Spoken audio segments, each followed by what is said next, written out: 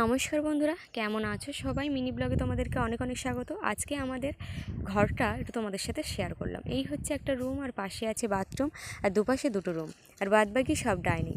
আর এই সিঁড়ি দিয়ে এখন উঠে যাচ্ছি। আর আজকে সবে কিন্তু আমাদের সিঁড়ির কাজ, মানে সিঁড়ি ঘরের গাঁথনিটা শেষ হলো। আর দূর থেকে আমাদের মাটির ঘরটা কিন্তু দারুণ লাগছে।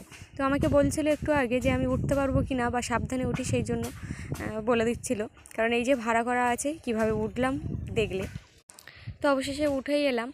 আর যেহেতু রান্নাঘর রাখিনি, তার কারণ হলো গ্রামের দিকে যেহেতু কাঠ ঘুঁটে এইসব দিয়ে জ্বালানি হয়, সেই জন্য আর কিন্তু কাঠ ঘুঁটের ঘর আলাদা করা হয়েছে, মানে রান্নাঘরটা। উপরে তো ছাদ হবে না, সিঁড়ি ঘরে অ্যাজবেস্টারই বসবে, তো ওই জন্য আর কি ওই শিকগুলো বের করা। তো রান্নাঘরও পাশে হচ্ছে, আজকে সেখানে মাটির কাজ হলো, ভিত গেঁথে তারপরে। তো সেটাও তোমাদের সাথে পরে শেয়ার করব। আর একটু ছাদটাও তোমাদের ঘুরে দেখালাম। মিনি ব্লগটা কেমন হলো অবশ্যই কিন্তু কমেন্টে জানিও। টাটা সকল প্রিয় দর্শক বন্ধুদের।